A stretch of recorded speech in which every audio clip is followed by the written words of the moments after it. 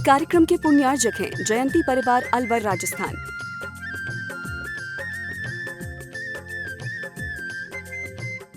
आइए सभी लोग मंच से नीचे आ जाएं प्लीज़, समय हो रहा है मंगल प्रवचन मंगल उद्बोधन का। हमारे कार्यकर्ता ये थाली यहाँ से अलग कर लें, दोनों कलश अलग कर लें यहाँ से। अखिलेश जी के साथी जो यहाँ पर मंच पर व्यवस्था देख रहे हैं, ये थाली और दोनों कलश यहाँ से व्यवस्थित कर लें।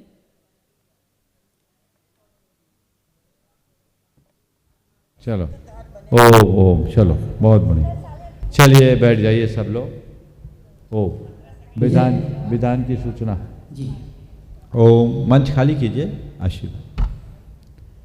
ओम दोनों हाथ उठा के जयकार लगाएंगे। बोले आप आइए बोले देवादिदेव श्री आदिनाथ भगवान की जय जय जय। देवादिदेव श्री महावीर भगवान की जय जय जय। संत शिरोमणि गुरुराचरण श्री विद्यासागर जी महाराज की जय जय जय। नवाचार्य श्री समय सागर जी महाराज की जय जय जय। गुणायतन पीड़िता शंका समाधान भावना एक प्रवर्तक जन जन के संत प्रखर वक्ता बोले परम पूज मुनि श्री प्रमाण सागर जी महाराज की जय जय जय। मुनिवर श्री निर्वेक सागर जी संधान सागर जी महाराज की। देवी अहिल्या की नगरी मालवा की शान, मध्य प्रदेश की आर्थिक राजधानी इंदौर के आचार्य श्री विद्यासागर सभागार से प्रातःकालीन मंगल प्रवचन मंगल उद्बोधन का हम और आप लाभ लें। उसके पूर्व पारस चैनल, जिरमाणी चैनल, आदिनाथ चैनल और प्रमाणिक ऐप के माध्यम से जिस कार्यक्रम को घर में बैठ के देखो सुन रहे हैं, उन सभी का और यहाँ पर उपस्थित समस्त श्रावक श्राविकाओं का धर्म प्रभावना समिति के साथ साथ सकल जैन समाज इंदौर हार्दिक अभिनंदन स्वागत करता है। चलते हैं परम पूज मुनिवर के शिष्य मनमान करते हुए आशीर्वाद प्राप्त करें। उसके पूर्व आप सभी से कहना चाहूँगा कि आगामी अष्टानी का महापर्व के अवसर पर 7 नवंबर से 17 नवंबर तक परम पूज मुनिवर के सानिध्य में 108 मंडली सिद्ध चक्र महामंडल विधान राष्ट्रीय महाधिवेशन गुणायतन का और पिछी का परिवर्तन के साथ साथ 15 नवंबर को इंदौर एक इतिहास रचेगा। अद्भुत अकल्पनीय रथ यात्रा होगी जिसमें 108 श्री जी की रथ यात्रा निकाली जाएगी। और वो सौभाग्यशाली परिवार हैं जो मंडल लेकर मंडल पुण्याजक के रूप में इस अनुष्ठान में सम्मिलित होने का सौभाग्य प्राप्त कर रहे हैं। लेकिन महा सौभाग्य के क्षण उन परिवारों के लिए गुरुवार का आशीर्वाद प्राप्त हुआ है जो मंडल नहीं ले पा रहे हैं, लेकिन पूरे मंडप में 108 मंडल हैं, उनकी पूजन भक्ति आराधना करने का सौभाग्य प्राप्त करेंगे। मैं आपसे ये कहना चाहूँगा, अगर आप इस अनुष्ठान में इंद्रदानी के रूप में आवास व्यवस्था सहित सम्मिलित होना चाहते हैं तो राशि रखी गई है 31,000 रुपये की। बिना आवास व्यवस्था के 21,000 रुपये की राशि है और सिंगल इंद्र या इंद्राणी के लिए 11,000 रुपये की राशि निश्चित की गई है। आप ऑनलाइन सीधे प्रमाणिक ऐप में जाके अपने इंद्रदानी का रजिस्ट्रेशन करा के सौभाग्य प्राप्त कर सकते हैं और ऑफलाइन में कार्यालय में संपर्क करके आप ये अवसर प्राप्त कर सकते हैं। 15 तारीख का वो दृश्य, 15 तारीख की वो दिन अपने आप में इंदौर में एक इतिहास रचेगा जब पूरे इंदौर के मंदिर के महिला मंडल समाज जन अपने अपने जिनालय से झांकी लेकर आएंगे और एक एक रथ का प्रतिनिधित्व करते हुए जैसे स्वर्ग में स्वर्ग के देव आके तीर्थंकर भगवंतों का पंच कल्याणक बनाते हैं, वैसा ही दृश्य पूरे इंदौर में नजर आएगा। मैं आपसे ये कहना चाहूँगा, ये सौभाग्य के क्षण आपके करीब आए हैं और मुनिवर के सानिध्य में हम और आप सौभाग्य प्राप्त कर रहे हैं। संस्कृत का मूल निबद्ध सिद्ध चक्र महामंडल विधान में सिद्धों की आराधना करने का। आइए चलते हैं इन्हीं सभी सूचनाओं के साथ आप सभी की ओर से परम पूज मुनिवर की शिष्य मनमान करते हुए आशीर्वाद प्राप्त करेंगे और निवेदन करेंगे। मंगल प्रवचन के लिए दोनों हाथ जोड़ लेंगे, बोलेंगे हे मुनिवर नमोस्तु नमोस्तु नमोस्तु। बोले परम पूज मुनि श्री प्रमाण सागर जी महाराज की। सभी लोग अपने दोनों हाथ जोड़ लें और मेरे साथ महामंत्र के स्मरण के लिए अपना मानस तैयार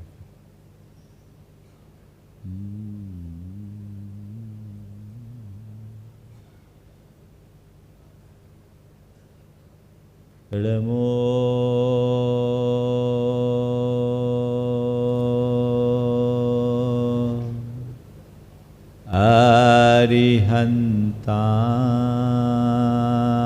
ताणम्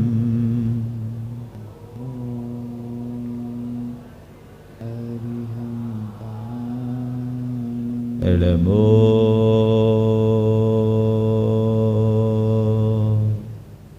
सिद्धाणम्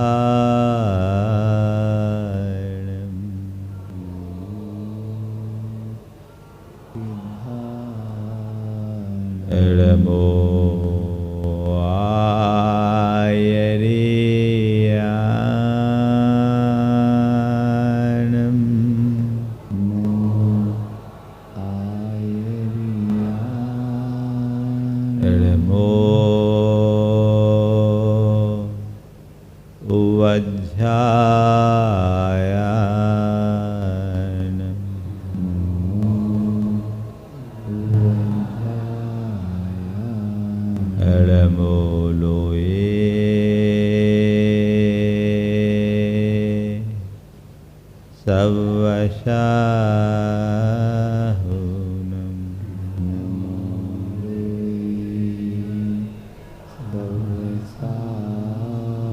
एसो पंच हड़मोयारो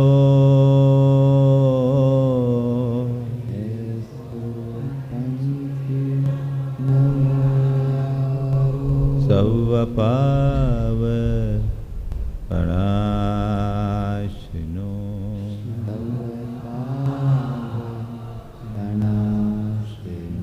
मंगलारं च सवेशिं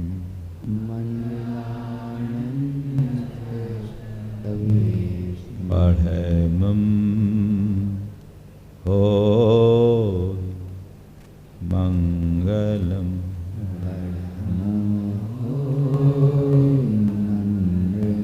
जय बोलो देवादिदेव खजराट श्री भगवान महावीर स्वामी की जय जय जय। अहिंसा परमो धर्म की जय जय जय। परम पूज आचार्य गुरुवर श्री विद्यासागर जी महाराज की जय जय जय। बोले परम पूज मनीषी प्रमाण सागर जी महाराज की नमस्ते गुरुवर नमस्ते। प्रभु भक्ति में लीन आचार्य मान तुंग कहते हैं भगवान आपके संस्तवन से जन्म जन्मांतरों के पाप क्षण में नष्ट हो जाते, फिर निकट आने पर कहते हैं कि प्रभु आपके स्तवन की कथा तो बहुत दूर है, आपके नाम स्मरण मात्र से सारे पाप छट जाते, लेकिन जो जो निकटता आ रही है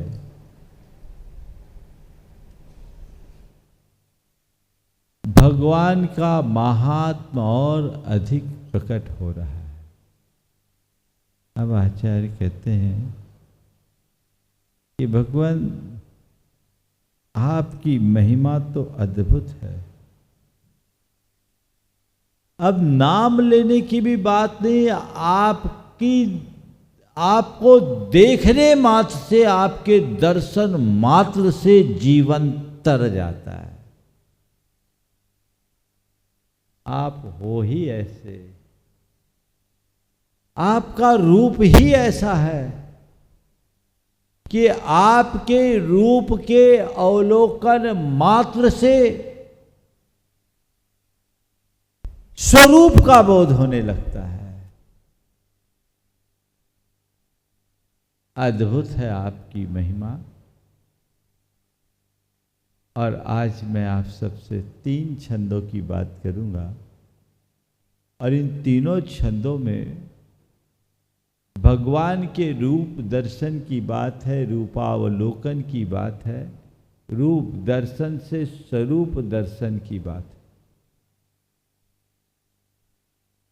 है। दृष्ट्वा भवन्तमनिमेषविलोकनीयम्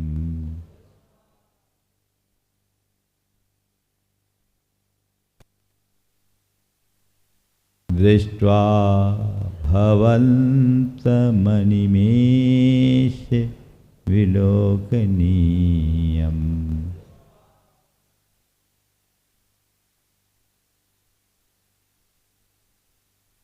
नान्यत्र तोषमुपयाति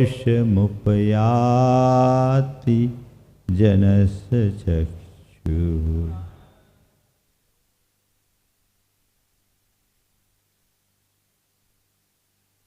नान्यत्र तोषमुपयाति जनस्य चक्षुः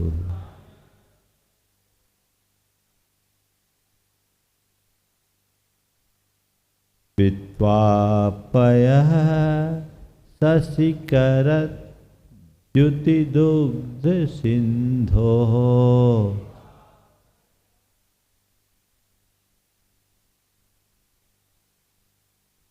वित्वापयः शशिकरद्युतिदुग्धसिन्धोः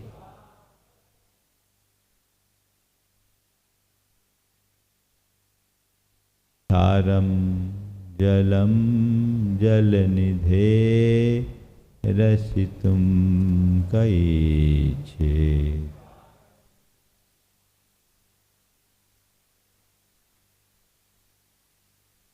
क्षारं जलं जलनिधे रसितुं कैचे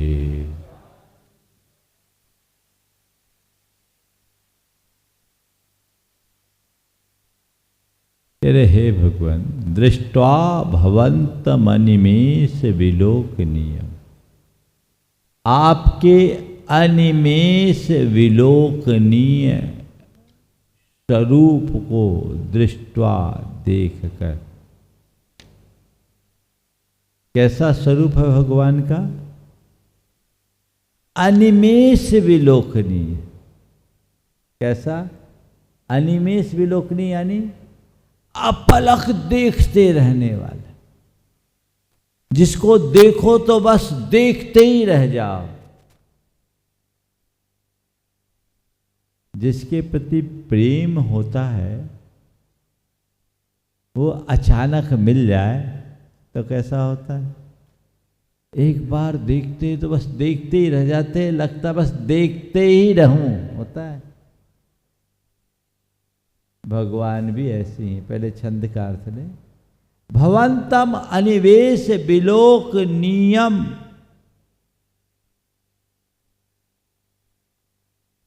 भवंतम दृष्ट्वा अनिमेष विलोक नियम भवंतम दृष्ट्वा निर्निमेष अपलक देखने योग आपके रूप को देखकर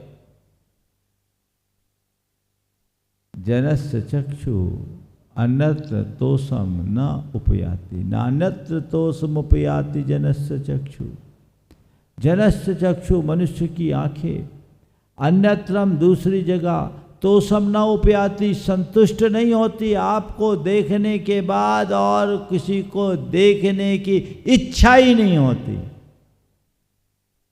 उदाहरण दिया पित्वापय शशिकरद्युति दुग्ध सिंधो शशिकरद्युति चंद्रमा की प्रकाश की किरणों की तरह कांति वाले दुग्ध सिंधो क्षीर सागर का पयः पित्वा जल पीकर जिसने क्षीर सागर का जल पी लिया वह जलनिधे क्षारम जलम रसितुम कैच्छेद वो जलनिधि समुद्र के क्षारम जलम खारे जल को रसितुम पीने के लिए चखने के लिए कैच्छेद कौन इच्छा करेगा कोई भी नहीं करेगा जिसने क्षीर सागर का जल पी लिया वो क्षार सागर का जल क्यों पिएगा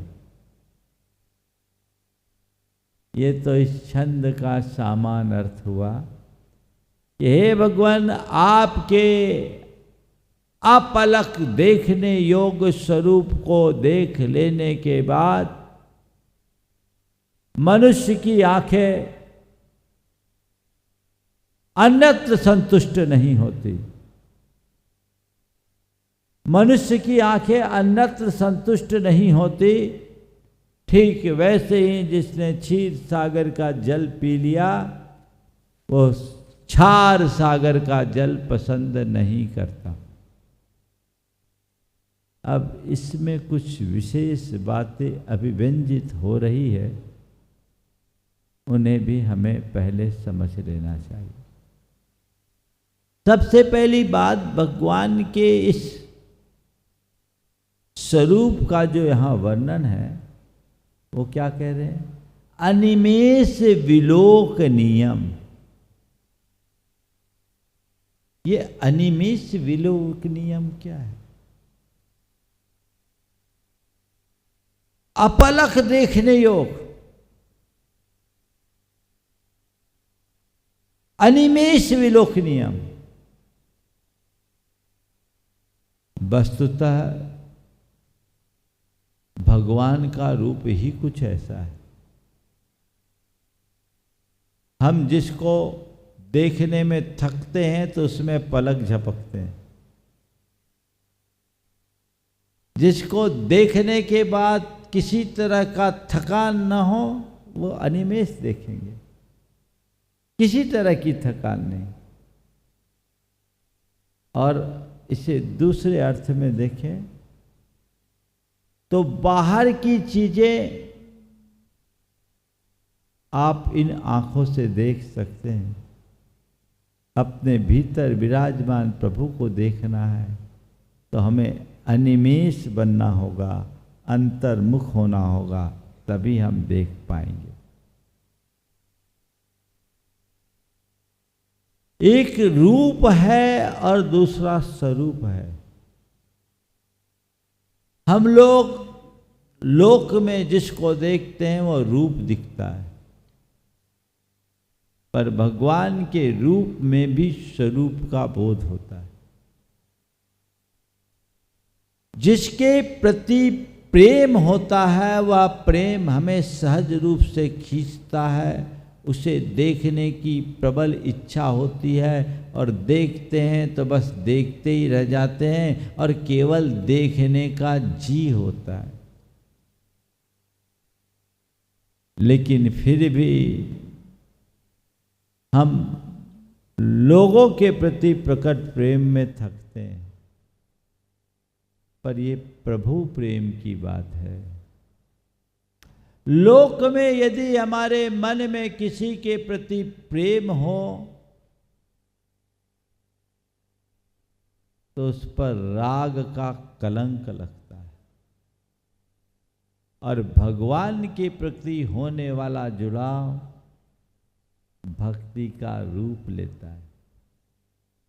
हम भगवान की भक्ति से भरकर जब भगवान को देखते हैं तो बस देखते ही रह जाते हैं। ये भक्ति विरक्ति का आधार बनती है, और राग हमारे लिए संसार में उलझा के रखता है। रागपूर्ण दृष्टि से हटाकर वैराग्य की ओर ले जाने वाला आपका जो रूप है वह अलौकिक है। इसे देखता है वह केवल देखता ही रह जाता है। आम जन के रूप सौंदर्य में और भगवान के रूप सौंदर्य में बड़ा मौलिक अंतर होता है। अगर शरीरगत रूप को हम देखें, थोड़ा 2 श्लोक छंद और ले लेता हूं, फिर एक साथ करता हूं तो प्रसंग अच्छा लगेगा। छंदों को ले लूं। यही शांत राग रुचि भी परमानुभि स्वम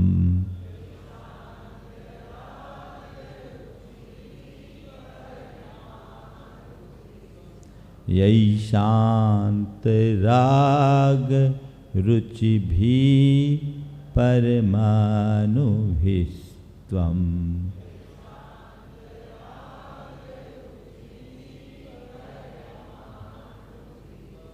निर्मापितस्त्रिभुवनैक ललामभूत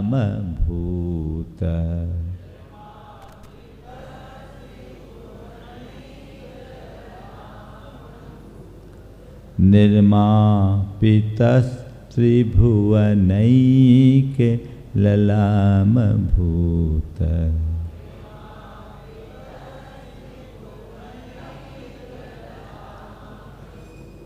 तावन्त एव खलु ते प्रणवः पृथिव्याम्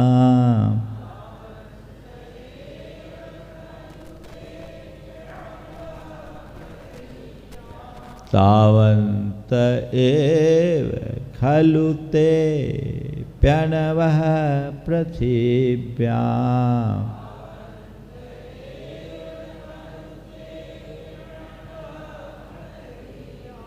यत्ते समानमपरं नहि लोकमस्ति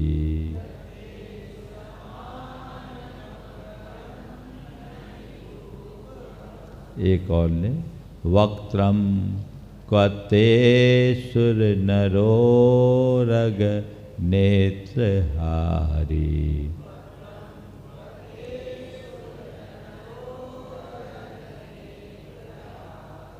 वक्त्रम क्वते सुर नरोरग नेत्रहारी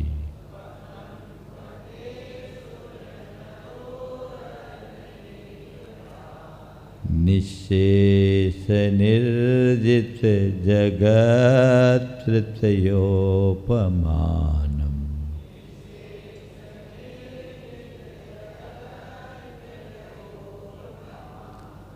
निःशेष निर्जित जगत् तृतीयोपमानम्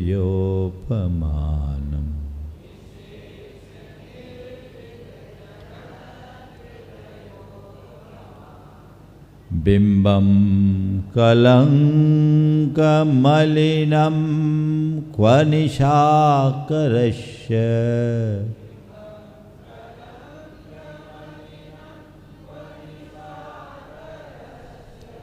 बिंबं कलंकमलिनं क्व निशाकरस्य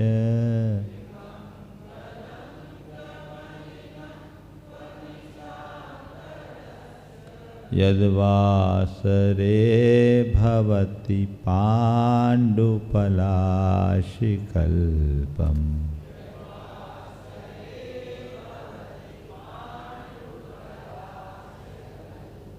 यद्वासरे भवति पाण्डुपलाशिकल्पम्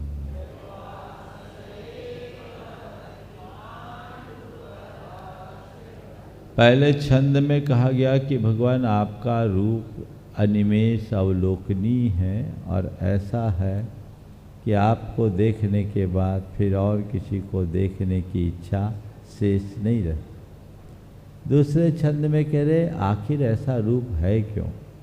तो कह रहे यही शांत राग रुचि भी जिन शांत हो गई है राग की रुचि यानी प्रभाव जिनका ऐसे शांत राग रुचि रुचि का अर्थ यहाँ किरण भी है प्रकाश वाले परमाणु भी परमाणुओं के द्वारा निर्मापित आप बने हो। जिन शांत राग रुचि वाले परमाणुओं के द्वारा आप निर्मित हुए हो निर्मापितस्त्वम् त्रिभुवनैक ललाम भूत तीन लोक के एकमात्र ललाम ललाम का अर्थ होता मनोहर और ललाम का अर्थ होता तिलक। तीन लोक में एकमात्र सबसे सुंदर या तिलक स्वरूप आप जिन शांत राग रुचि वाले परमाणुओं से निर्मित हुए हो बने हो शांत हो गई है राग रुचि जिनकी। ते अणवः तावन्तेव, ते अणवः अपि तावन्तेव, तावन्त एव ते प्रणवः पृथिव्याम, पृथिव्याम इस पृथ्वी में ते अणवः अपि, वे अणु वे परमाणु भी, अपि वे भी तावन्त एव उतने ही थे। यत इस कारण से ते समान आपके समान, अपरम दूसरा, रूपम रूप न अस्ति नहीं है। आप से सुंदर इस दुनिया में कोई नहीं है। बोले क्यों? बोले जितने सुंदर परमाणु थे वो आप में लग गए, अब बचे नहीं, तो आप जैसा रूप सौंदर्य कोई प्राप्त कैसे कर सकता है? आप लोकोत्तर हो, इसीलिए लोकोत्तर रूप के धनी। तो हे भगवान, जिन शांत राग रुचि वाले परमाणुओं से आपके शरीर का निर्माण हुआ है, वे परमाणु लोक में उतने ही थे, इसलिए आपके समान रूप वाला इस धरा पर दूसरा नहीं है।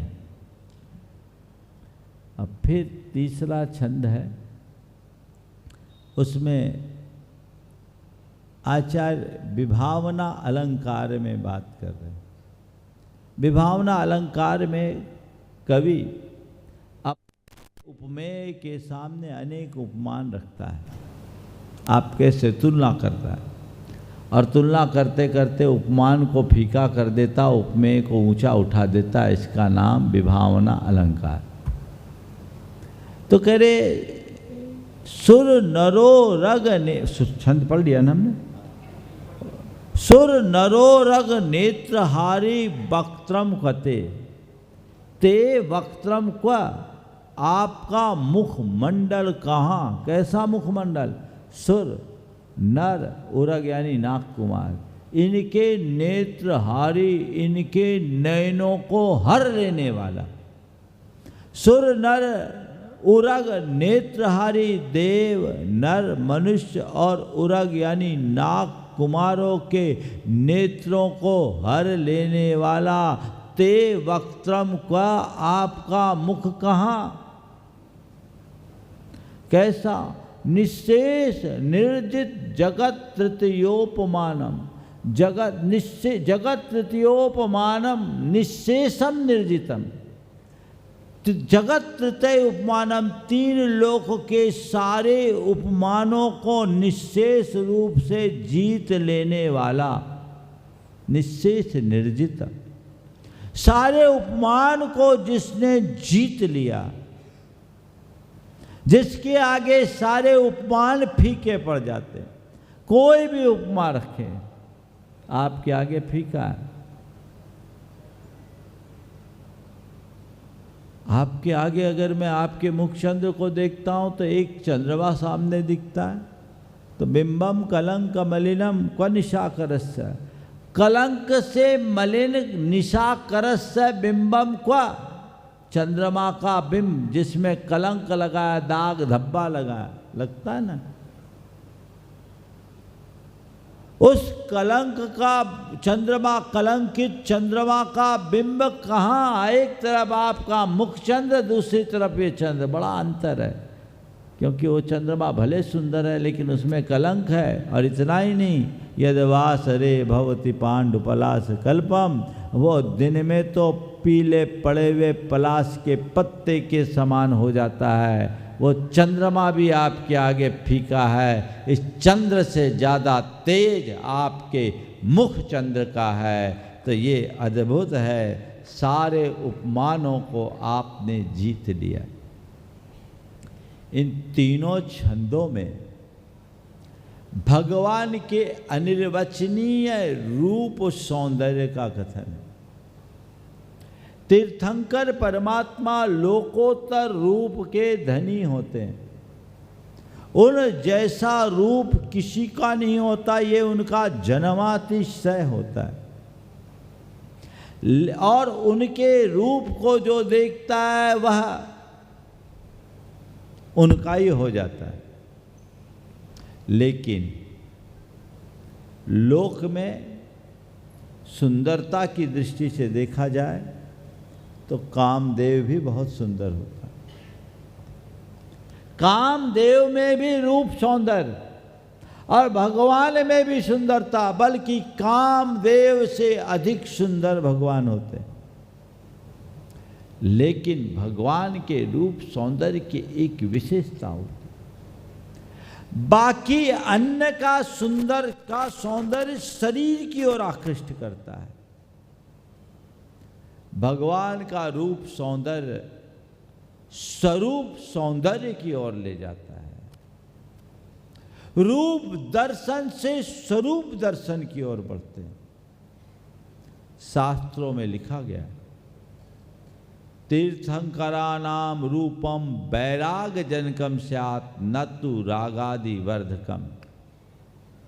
भगवान के सौंदर्य की विशेषता यही होती है कि उनका वह सौंदर्य, वह देह सौंदर्य देहाकर्षण की ओर न बढ़ाकर आत्माकर्षण की ओर बढ़ाता है। वो वैराग्य का जनक होता, रागादि का जनक नहीं होता। इसलिए बाकी के पीछे लोग दीवाने बनते हैं, पागल बनते हैं, तो केवल शरीर की ओर आकृष्ट होकर, अब भगवान के जो दीवाने होते हैं वो वैरागी बन जाते हैं। ये सबसे बड़ी विशेषता है। भगवान की तरफ आकर्षण करने वाले वैराग्य से उत्प्रेरित होते, ये उनकी विशेषता है। ये वैराग अंतर मन में बढ़ा तभी इसका कोई मतलब है। आजकल रूप की ओर आकृष्ट होने वाले बहुत हैं, स्वरूप की ओर देखने वाले बहुत कम। एक मन चला युवक था, किसी सुंदर लड़की के पीछे लग गया और उसने कहा, मैं तुमसे प्यार करता हूँ, तुम भी मुझसे प्यार करो ना। वो लड़की बहुत समझदार थी। उसने कहा, तुम मुझसे प्यार क्यों करना चाहते हो? बोले कि तुम बहुत सुंदर लगती हो। तुम मुझसे प्यार क्यों करना चाहते हो? बोले इसलिए कि तुम मुझे बहुत सुंदर दिखती हो। तो कहा, तुम भूल में हो। अगर सौंदर्य ही चाहिए ना, तो मेरे पीछे मेरी छोटी बहन आ रही है, वो मुझसे भी सुंदर है, वो मुझसे भी सुंदर है, तुम जाओ उससे प्यार करो। बोले सच? बोले हाँ। वो रुक गया। थोड़ी देर बाद ये तो आगे बढ़ गई, पीछे से उसकी बहन आई, उसको देखा तो दिमाग ठनक गया। वो एकदम काली कलूटी और बदसूरत। बोले ये कहाँ फंस गया? कहाँ वो और कहाँ ये? वो इतनी सुंदर, ये इतनी सुंदर। वापस लौट के गया, बोला तुमने मुझे बेवकूफ़ बना दिया। बोले क्या हो गया? तुमने मुझे बेवकूफ़ बना दिया, तुमने मुझे धोखा दिया। बोले मैंने क्या धोखा दिया? बोले वो कहाँ काली कलूठी, तुम्हारा रूप कहाँ, वहाँ क्या?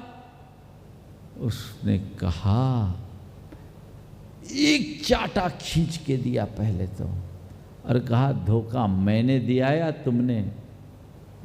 धोखा मैंने दिया है या तुमने?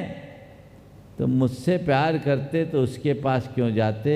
तुम्हें तो शरीर से प्यार था और तुम्हें इस शरीर के सौंदर्य का आकर्षण था, इसलिए उधर चले गए। ध्यान रखना, प्यार शरीर से नहीं किया जाता, प्यार आत्मा से किया जाता है। और सच्चे अर्थों में लोक में सुंदर वो नहीं जो आकर्षक है, सुंदर वो है जो आह्लादक है। चीजों का आकर्षक होना और चीजों का आह्लादक होना, इनमें बड़ा अंतर है। आकर्षण पल भर का होता और कब बदल जाए कोई पता नहीं। सुंदर लगने वाली चीजें भी असुंदर लगने लगती है।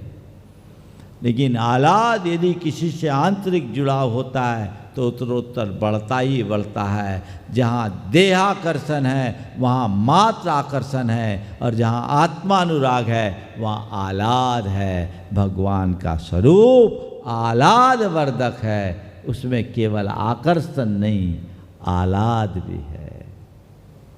उसकी तरफ दृष्टि रखो, कुछ शब्दों की तरफ देखो। अनिमेष विलोकनीय है। पहला तो भगवान को देखना है, भगवान के प्रति प्रेम है, वही सुंदर है। मैंने अभी कहा सुंदर कौन है जो आह्लाद उत्पन्न करे, जिससे काम क्रोध लोभ मोह बढ़े वो असुंदर, और जिससे काम क्रोध लोभ मोह शांत हो वह सुंदर। सौंदर्य के वास्तविक अर्थ को समझिए। रूप सौंदर्य के साथ आत्म सौंदर्य को पहचानने वाला ही सच्चे अर्थों में सौंदर्यानुभूति कर सकता है। ये जड़ है, अंदर का आत्म सौंदर्य विकसित होना चाहिए। इसका परिचय जिसे हो जाता है वो धन्य हो जाता है। आचार्य कुंद इसी सौंदर्य की मीमांसा करते हुए कहते हैं, ए अथ निश्चय गवो समवो सवथ सुंदरो लोए, बंद कहाए अते तेन विसंवादनी हो दी। लोक में यदि सबसे सुंदर कुछ है तो सारे विकारों से मुक्त तुम्हारी शुद्ध आत्मा है। उसमें विकार जुड़ा हुआ सुंदर हो गया। देखिए बाहर भी हमें कई तरह के लोग मिलते हैं। कुछ लोगों के प्रति एक सहज आकर्षण होता है, भले उनका रूप सौंदर्य सामान्य होता है, और कई लोग बहुत सुंदर भी होते हैं लेकिन उनके प्रति आकर्षण नहीं होता। ये किस बात का द्योतक है? आकर्षण केवल इस बाहरी व्यक्तित्व का नहीं होता, आकर्षण आंतरिक व्यक्तित्व का होता है। हम जब किसी साधु संत महात्मा के शरण में जाते हैं, उनके तप त्याग का एक ऐसा प्रभाव होता है जो हमें सहज अपनी ओर खींच लेता है। ये आकर्षण किसका है? ये आंतरिक रूप सौंदर्य का ही तो आकर्षण है। और कई लोग देखने में खूब अच्छे दिखते हैं लेकिन जिनका व्यक्तित्व हल्का होता है उसको कोई लाइक नहीं करता। क्यों? क्योंकि ये ऊपर का सौंदर्य जड़ सौंदर्य है, अंदर का सौंदर्य ही वास्तविक सौंदर्य है। और वह तब होगा जब अंतर का प्रेम होगा। हम बाहर में भी प्रभु को देखें तो रूप से अरूप की ओर देखें। अब भगवान के दर्शन करो, कैसे करो? अनिमेष विलोकनी, अपलक देखो। कई बार लोग बोलते हैं कि महाराज अब भगवान के दर्शन करें तो कैसे करें? आंखें खोल के करें कि आंखें बंद करके करें? बोलो, आप लोगों से पूछता हूँ, भगवान के दर्शन कैसे करना चाहिए? आंखें खोल करके कि आंखें बंद करके? हाँ, खोल के। क्या बोल रहे हैं? आंखें खोल के। और आंखें खोल के करते हैं महाराज तो कुछ कुछ डोल जाता है, फिर क्या करें? हाँ, आंखें खोल के कर रहे हैं तो कुछ कुछ डोल रहा है। तो हमसे पूछा महाराज भगवान के दर्शन आंखें खोल के करे या आंखें बंद करके करे? तो मैंने कहा भगवान की दर्शन करते समय आंखें खोलो, आँखों में भगवान को बसा लो, और जैसे ही आँखों में भगवान बसेंगे आंखें कब बंद होगी तुम्हें पता ही नहीं चलेगा। आंखें कब बंद होगी पता ही नहीं चलेगा। आप लोग बोलते हैं ना, नयन पथगा महावीर स्वामी नयन पथगामी। देखो और नयनों में बसा लो। था न नयनों में बसा लूं, था न पलकों में बसा लूं। क्या बोलते हैं आप लोग? होते हैं प्रेम होता है तो आंखों में बसाए और अब आंखें बंद कर ले,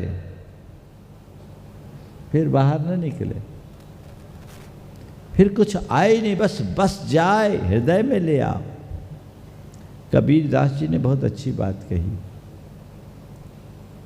प्रेम क्या है?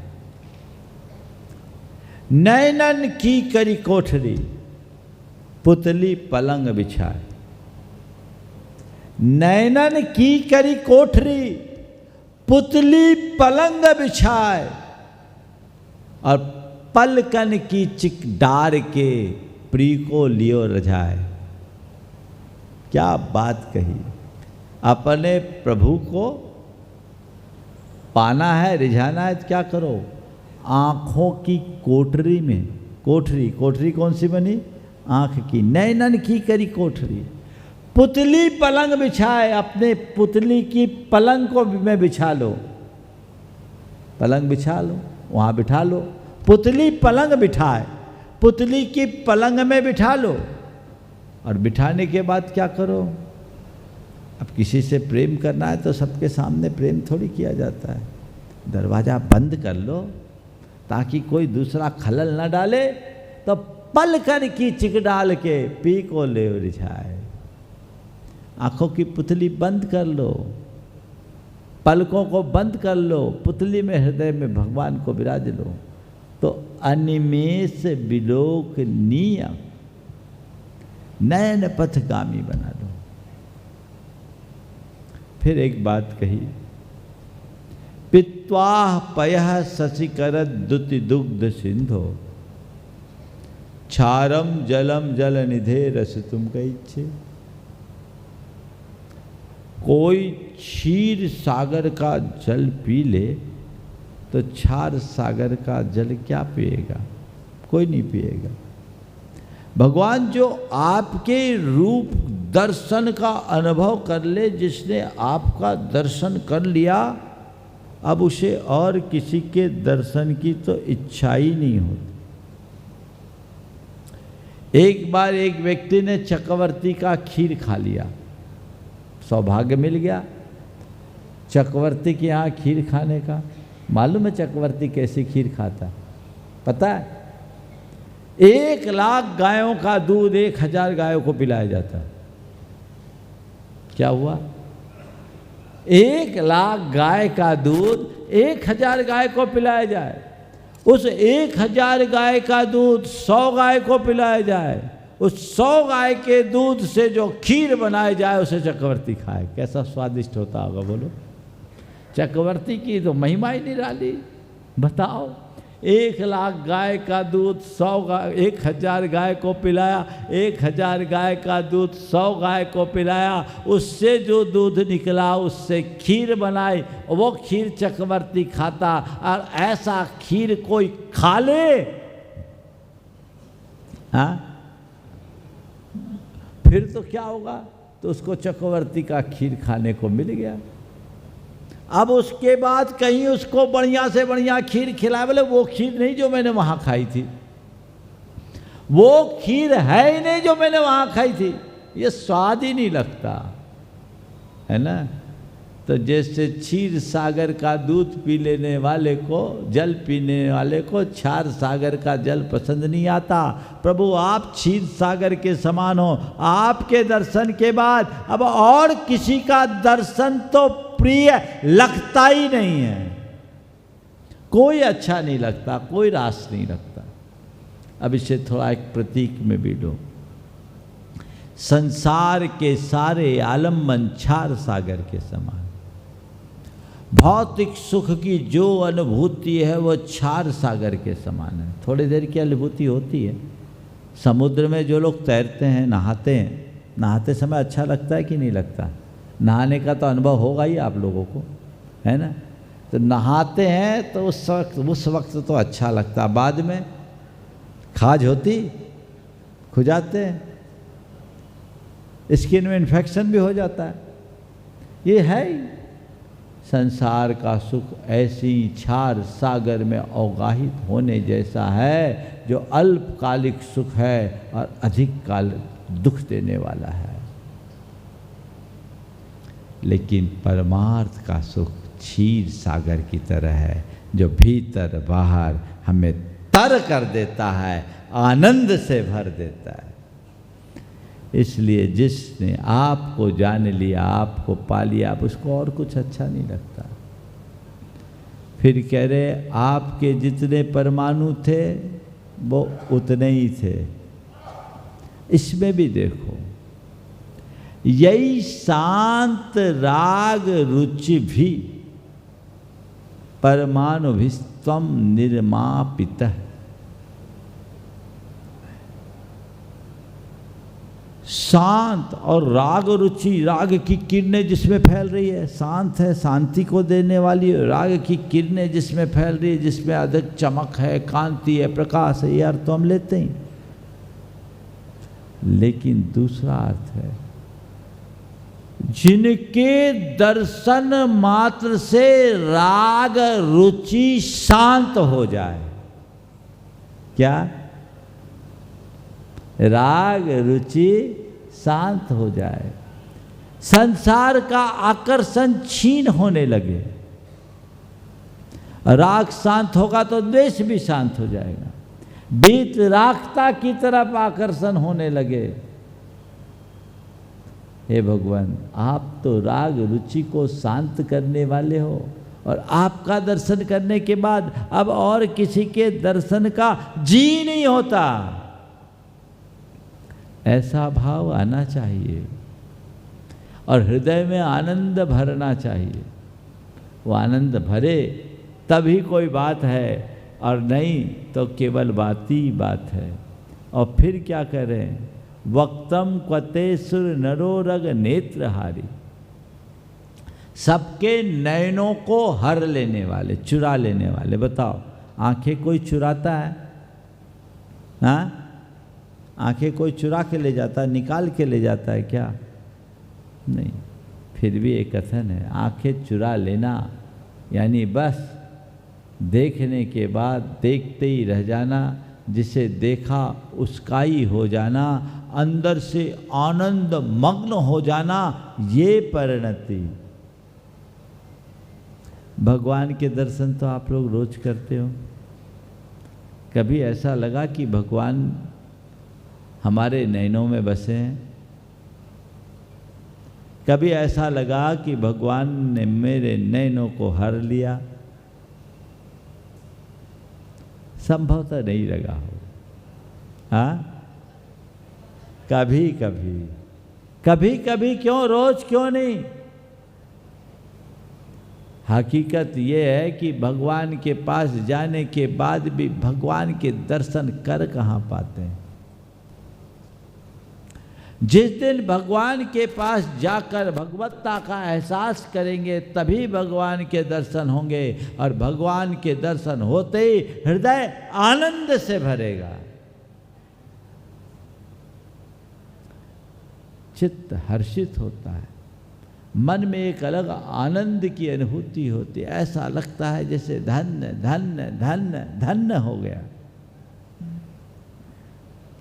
आप बोलते हो, धन घड़ी यूं, धन दिवस यूं, धन जन्म मेरो भयो, अब भाग मेरो उदय आयो, दरस प्रभु जी को लख लयो। कभी ये शब्द तो हम बोलते हैं, ऐसा लगता है कि हम धन्य हो गए। ये घड़ी, ये दिवस, ये जन्म धन्य हो गया, मैं कृतार्थ हो गया, मैं कृत हो गया, मेरा जीवन सफल हो गया। ऐसा भाव आता है क्या? मुझे तो लगता है कि प्रायः लोग एक प्रकार की आत्ममुग्धता में जीते हैं। मंदिर गए, दर्शन कर लिए, तीर्थ यात्रा की, दर्शन कर लिए, हाँ हमारे बहुत अच्छे दर्शन हो गए, हम तो दर्शन कर आए, मन में संतोष हो जाता है। लेकिन जिस दर्शन के लिए गए, जिसके दर्शन के लिए गए, वो दर्शन हुआ क्या? और उस दर्शन के बाद जो अनुभूति होनी चाहिए वो हुआ क्या?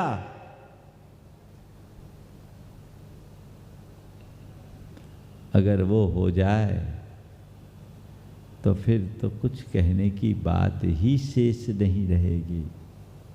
अंतरंग में वैसा घटित होना चाहिए, ऐसा मनोभाव जगना चाहिए। जुड़ाव बढ़ने पर ही ऐसा भाव होता है। जब तक अंतर का जुड़ाव नहीं होता तब तक ये सब बातें अंतरंग में प्रकट नहीं हो पाती। तो सारे जगत में सब उपमान फीके पड़ गए जिनके आगे। ऐसे भगवान के दर्शन करने के बाद अब अन्य किसी के दर्शन की कोई इच्छा ही नहीं, कोई चाह ही नहीं। जिससे जीवन धन्य हो जाए वह भगवान का स्वरूप है। ये स्वरूप, ये रूप हमारे स्वरूप बोध का कारण बने, ये हमें वीतरागता की ओर आकृष्ट कर ले, ऐसा सत्प्रयत्न हमारे अंतर मन में जगना चाहिए। जब ऐसा प्रयास जगेगा तभी सही परिणाम घटेगा, और नहीं तो कुछ भी नहीं। एक बार ऐसा हुआ, राजा की सवारी निकलती थी। एक आदमी रोज राजा की सवारी देखने जाता था। राजा की सवारी रोज देखने जाता, जल्दी हो गया। अच्छा ठीक, राजा की सवारी जाता था, रोज देखने के लिए वो राजा की सवारी देखने जाता, मन बड़ा प्रसन्न होता। राजा की भी रोज नज़र पड़ती है, बड़े भाव भक्ति से दर्शन करता है राजा की। एक दिन राजा ने अपना रथ रोका और उससे पूछा, भैया तुम क्यों आते हो, कौन हो? बस कुछ नहीं, आपके दर्शन के लिए आता हूँ। राजा ने इतना बोल लिया, वो गदगद, उसके आनंद की कोई सीमा नहीं रही। क्या हो गया, आज तो राजा से बात करने का सौभाग्य मिल गया। अब राजा से बात करने के बाद घर लौटा, सो मौन हो गया, अब कोई से बोले ही नहीं। लोगों को लगा ये क्या बात हो गई, बोलना ही बंद क्यों कर दिया। कई तरह से लोगों ने उसे समझाना चाहा, लेकिन वो तो बस बंद सो बंद, अब बोले ही नहीं, बोलना ही नहीं चाहे। एक दिन कुछ युवकों ने उसे दबोचा, ठुकाई लगाई, बोले बोलता क्यों नहीं, बोल। जब उसे ठोका तो उसने कहा, भैया मैं सोचता हूँ जिस जबान से राजा से बात कर ली, अब उस जबान से औरों से क्या बात करूं। जिस जबान से राजा से बात कर ली, अब उस जबान से औरों से क्या बात कर लूं। जिसने मुलाकात भगवान से कर ली, अब औरों से क्या करूं।